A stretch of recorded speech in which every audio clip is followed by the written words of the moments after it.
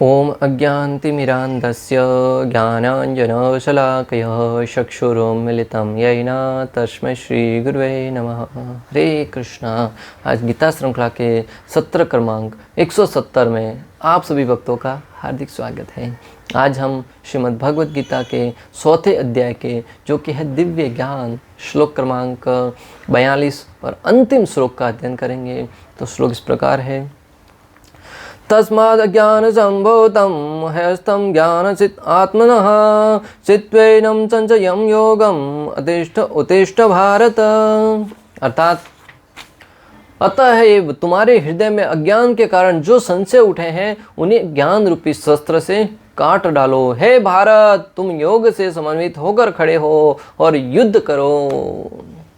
इस अध्याय में भगवान श्री कृष्ण, पिछले श्लोक में भगवान ने क्या समझाया था कि जो व्यक्ति अपने दिव्य ज्ञान के द्वारा समस्त प्रकार के संशयों को नष्ट कर देता है वह कर्म बंधन से मुक्त हो जाता है। यहाँ पर भगवान श्री कृष्ण अर्जुन से कह रहे हैं कि अतः तुम्हारे हृदय में अज्ञान के कारण जो संशय उठे हैं उन्हें ज्ञान रूपी शस्त्र से काट डालो। पिछले वाले श्लोक की बात को दोबारा यहाँ पर दोहरा रहे हैं कि तुम्हारे मन के अंदर, पहले तो कह रहे थे कि समस्त लोगों को इकट्ठा करके हर एक व्यक्ति को अपने सामने लक्ष्य मानकर उसके अनुसार ज्ञान दे रहे थे, परंतु यहाँ पर अर्जुन को लक्ष्य बनाकर एकमात्र अर्जुन को संबोधित करते हुए कह रहे हैं कि हे अर्जुन, अतः तुम्हारे अंदर अनेक प्रकार के संशय के कारण जो अज्ञान रूपी अंधकार उत्पन्न हुआ है उसे ज्ञान रूपी शस्त्र द्वारा काट डालो और अपने कर्तव्य पालन में आगे बढ़ो। काट डालो, यहाँ पे अर्जुन को क्या नाम से संबोधित किया है? हे भारत।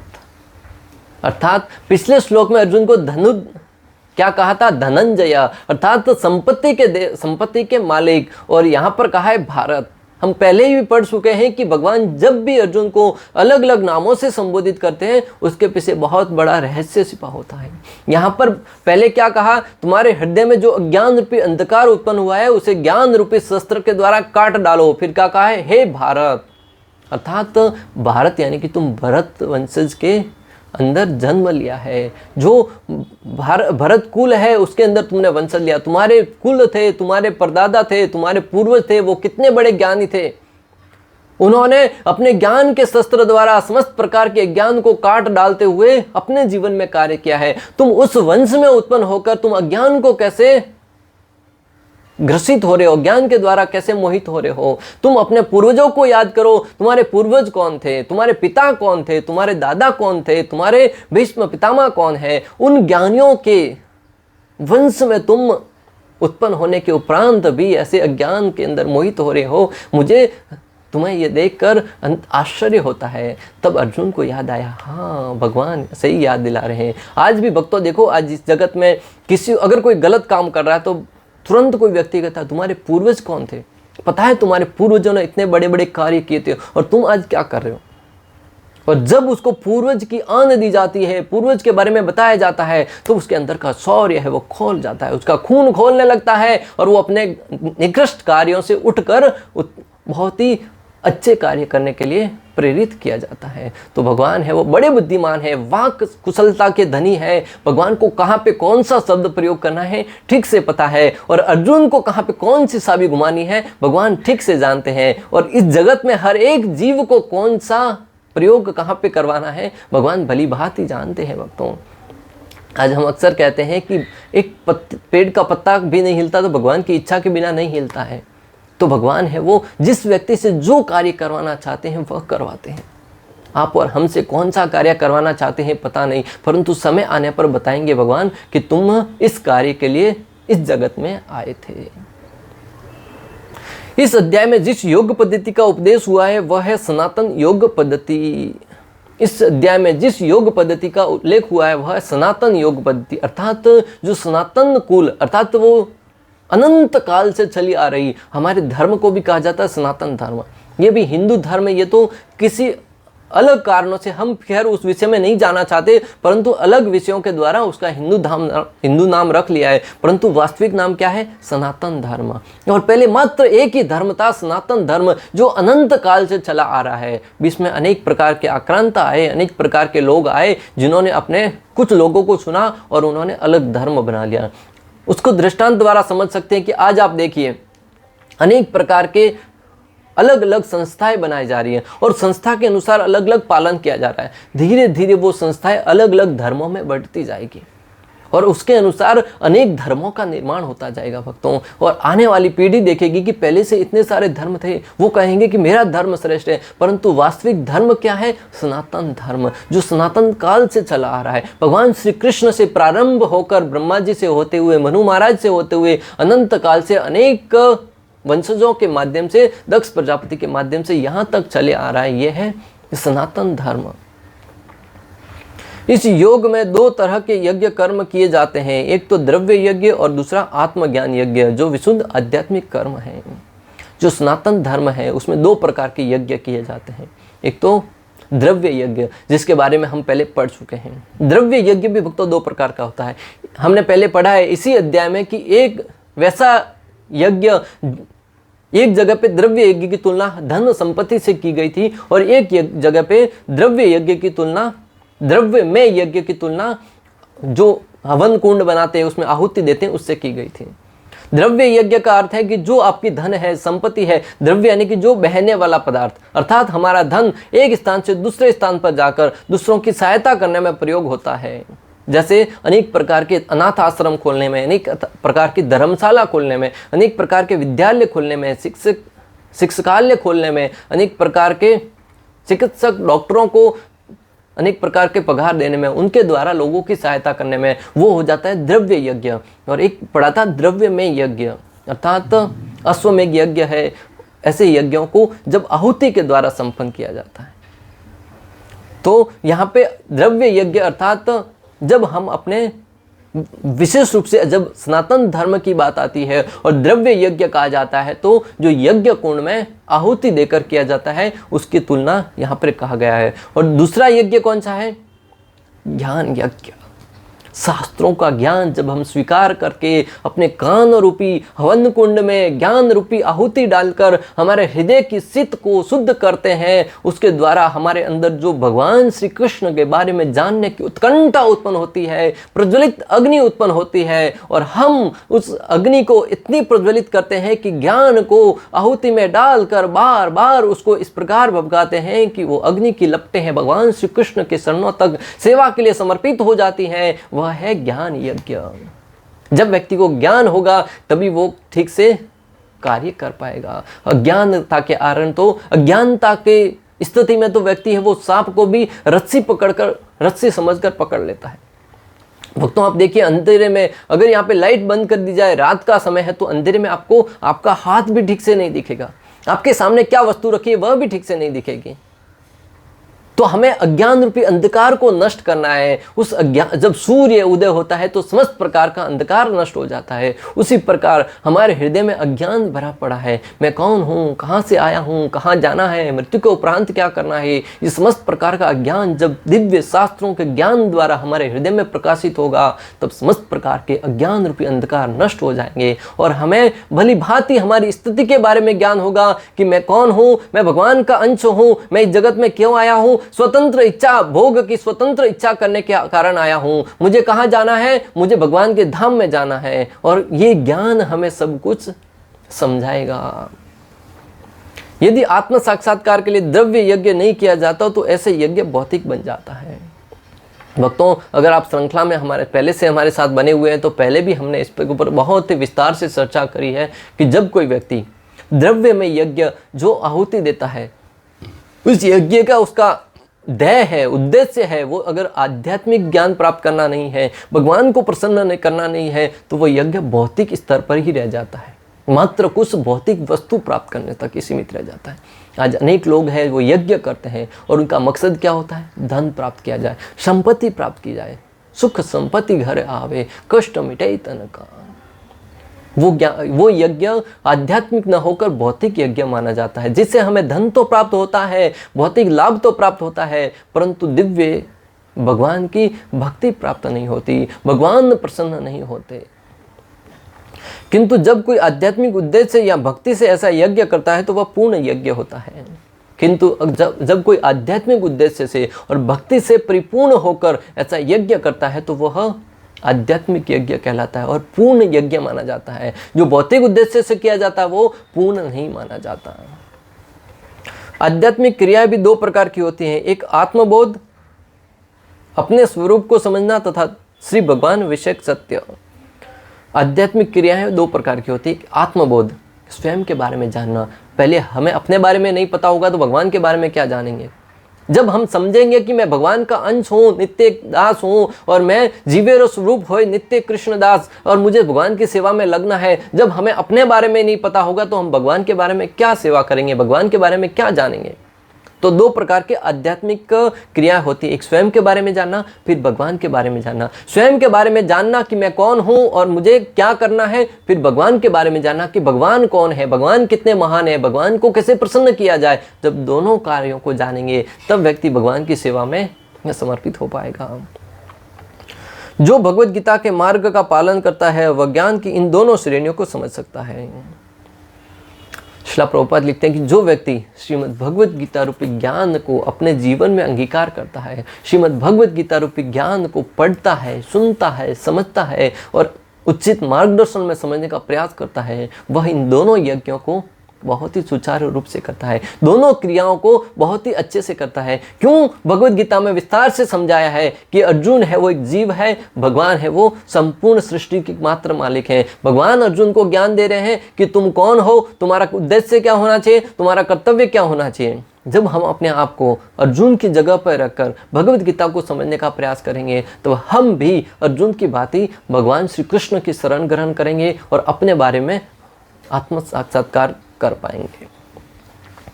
उसके लिए भगवान के अंश स्वरूप आत्मज्ञान को प्राप्त करने में कोई कठिनाई नहीं होती। ऐसा ज्ञान लाभप्रद है क्योंकि ऐसा व्यक्ति भगवान के दिव्य कार्यकलापों को समझ सकता है। ऐसा व्यक्ति जो भगवद गीता के ज्ञान को पढ़ता है, समझता है, उसके लिए फिर अपने बारे में पूर्ण रूप से जानकारी अर्जित करने में कोई किसी प्रकार का कोई कष्ट नहीं होता। वो ठीक से जान जाता है कि मैं कौन हूँ, मेरा उद्देश्य क्या है, भगवान श्री कृष्ण कौन है, भगवान के विषय में ज्ञान अर्जित करके मुझे जीवन में किस प्रकार मुक्ति प्राप्त करनी है। गीता 4.9 में भगवान श्री कृष्ण कहते भी हैं, हे धनंजय, ये सारे कर्म मुझे नहीं बांध पाते, मैं उदासीन की भांति इन सारे भौतिक कर्मों में सदैव विरक्त रहता हूँ। क्यों कहा है भगवान ने? क्योंकि भगवान श्री कृष्ण वो इस भौतिक जगत के कर्मों के बंधन में नहीं बंधते, वो इससे पूर्ण रूप से मुक्त रहते हैं। और जो व्यक्ति भगवान के इस दिव्य कर्मों के बारे में जान जाता है वह भी इस भौतिक जगत के कर्म बंधन में नहीं बंधते और वो भी पूर्ण रूप से मुक्त हो जाते हैं। क्योंकि ऐसा व्यक्ति भगवान के दिव्य कार्यकलापों को समझ सकता है। भगवान के कार्य है वो हर एक प्रकार का कार्य दिव्य है। आज लोग अनेक प्रकार के प्रश्न उठाते हैं, श्री कृष्ण ने इतनी शादियां क्यों करी, भगवान को भी जन्म लेना पड़ा, कृष्ण तो सामान्य पुरुष है। परंतु भगवान कहते हैं कि जो मेरे जन्म और कर्म की दिव्य प्रकृति को जानता है वही वास्तव में मुक्ति प्राप्त कर सकता है। भगवान के कर्म और जन्म है वो जन्म और कर्म है वो कभी हमारी तरह भौतिक नहीं हो सकते, वो पूर्ण रूप से आध्यात्मिक है। भगवान जब चाहे तब यहाँ पर धरा पर अवतरित हो सकते हैं, जब चाहे तब यहाँ से जा सकते हैं। भगवान के लिए किसी प्रकार का कोई बंधन नहीं रहता। जो व्यक्ति भगवान के दिव्य कार्यकलापों को जानता है वह भगवत धाम जाने का अधिकारी बन जाता है। जो व्यक्ति भगवान के दिव्य कार्यकलापों के बारे में जानता है वह भगवत धाम जाने का अधिकारी बन जाता है। जन्म कर्म समय दिव्यम एवं यो वेति तत्वतः तैकत्वा देहम पुनर्जन्म मामेति सो अर्जुन नेति मामेति सो अर्जुन। जो व्यक्ति मेरे दिव्य जन्म और कर्म की दिव्य प्रकृति को जानता है वह मुक्त हो जाता है। भवबंधन से जीव की ऐसी मुक्ति सरल नहीं है। निर्विशेष वादी तथा योगी जन पर्याप्त कष्ट तथा अनेकानेक जन्मों के बाद भी ऐसी मुक्ति प्राप्त नहीं कर पाते हैं। जो हमने कहा कि जो व्यक्ति भगवान श्री कृष्ण के दिव्य प्रकृति के बारे में जानता है वह मुक्त होकर भगवत धाम चला जाता है। परंतु आचार्यगण कहते हैं कि ऐसी दिव्य चेतना, ऐसी भगवत प्राप्ति, ऐसी मुक्ति बड़ी आसानी से संभव नहीं है भक्तों, क्योंकि निर्विशेषवादी है। जो लोग कई हजार वर्षों तक तपस्या करने के उपरांत भी ऐसी मुक्ति प्राप्त नहीं कर पाते। श्रील प्रभुपाद लिखते हैं कि निर्विशेषवादी तथा योगी जन पर्याप्त कष्ट तथा अनेक जन्मों के बाद भी मुक्ति प्राप्त कर पाते हैं। अनेक वर्षों तक तपस्या करने के बाद, अनेक वर्षों तक अनेक जन्मों तक तपस्या करने के बाद मुक्ति प्राप्त कर पाते हैं, परंतु इतने पर भी उन्हें जो मुक्ति भगवान की निराकार ब्रह्मज्योति में तादात्म्य प्राप्त करने के रूप में मिलती है वह आंशिक होती है। इतने साल तपस्या साधना करने के उपरांत भी उन्हें जो मुक्ति मिलती है वो भगवान की दिव्य ज्योति में विलीन होने की, दिव्य ज्योति के दर्शन करने तक ही मिलती है, और वहां से भी पुनः इस जगत में आने का डर है वो बना रहता है, और इस भौतिक संसार में लौट आने का भय बना रहता है। इस अध्याय के प्रारंभ में स्वयं भगवान ने अपने दिव्य कार्यकलापों का वर्णन किया है। जो व्यक्ति गीता के उपदेशों को नहीं समझता वह श्रद्धाविहीन है। इस अध्याय के प्रारंभ में ही स्वयं भगवान श्री कृष्ण ने अपने दिव्य कार्यकलापों का वर्णन किया है कि किस प्रकार भगवान है वो श्रेष्ठ है, भगवान है वो दिव्य है। जो व्यक्ति गीता के उपदेशों को नहीं समझता वह श्रद्धाविहीन है। जो व्यक्ति गीता के उपदेशों को नहीं समझता है वह श्रद्धाविहीन है। और जो भगवान द्वारा उपदेश देने पर भी भगवान को सच्चिदानंद स्वरूप को नहीं समझ पाता तो यह समझना चाहिए कि वह निपट मूर्ख है।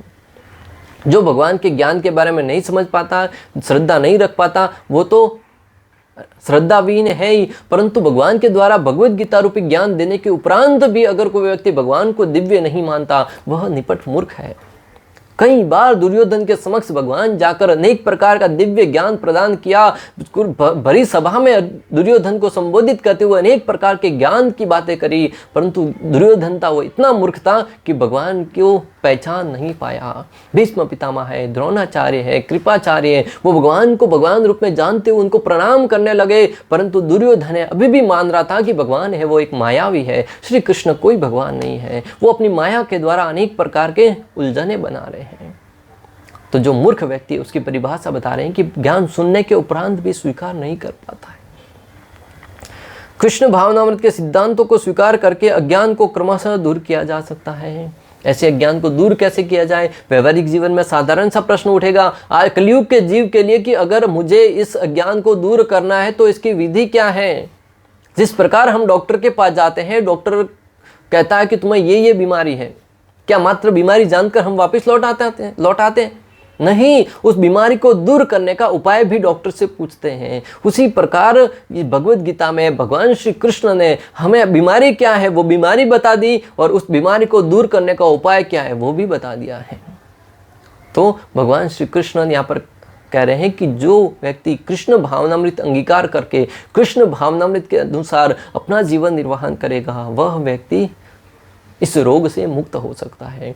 और भगवान श्री कृष्ण ने अपने पार्षद श्रीला प्रभुपाद को भेजा कि कलयुग के जीवों के लिए कोई मार्गदर्शन नहीं है, कहाँ से पढ़ेंगे। कहीं से देखा कि योग करना अच्छा है तो योग क्रिया में लग जाते हैं, किसी को ध्यान में बैठे हुए देखा तो ध्यान करने लग जाएंगे, किसी को तपस्या में बैठे देखा तो तपस्या करने लग जाएंगे, किसी को यज्ञ करते हुए देखा तो यज्ञ में लग जाएंगे, किसी को विग्रह पूजा करते देखा तो विग्रह पूजा में लग जाएंगे, किसी को दान करते देखा तो दान में लग जाएंगे, किसी को पिंडदान करने देखा तो पिंडदान में लग जाएंगे, किसी को भूतों की पूजा करते देखा तो भूत पूजा में लग जाएंगे, किसी को अनेक प्रकार की सिद्धियां प्राप्त करते देखा तो उस सिद्धियों में लग जाएंगे।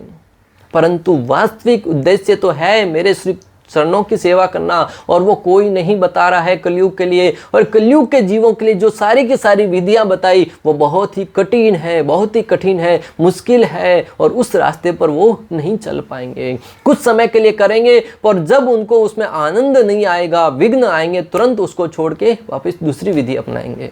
इस प्रकार वो एक से दूसरे में जंप मारते रहेंगे, सफल नहीं हो पाएंगे।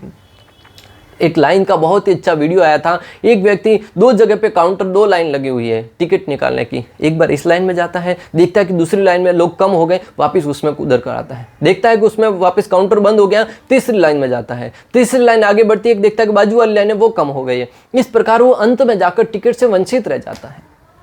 इसलिए भगवान ने श्रीला प्रभुपाद को भेजा कि तुम जाकर कृष्ण भावनामृत रूपी मार्ग का निर्माण करो और उस मार्ग पर सबको ले चलो और उनको समझाओ कि एक ही रास्ते पर हमेशा के लिए अड़िग रहकर दृढ़ निश्चय के साथ भक्ति कार्य करे और अंत में वो निश्चित रूप से मेरे धाम में आने का अधिकारी बनेगा। और श्रीला प्रभुपाद ने बड़े दावे के साथ इसकी घोषणा करी कि तुम अगर इस विधि को अपनाकर जीवन भर इसका पालन करोगे, मैं स्वयं तुम्हें लेने के लिए आऊंगा, मैं स्वयं तुमको यहाँ से लेके जाऊंगा। इतना आश्वासन कौन दे सकता है? इतना आश्वासन एक तो दिया श्री कृष्ण ने, दूसरा दिया श्रीला प्रभुपाद ने।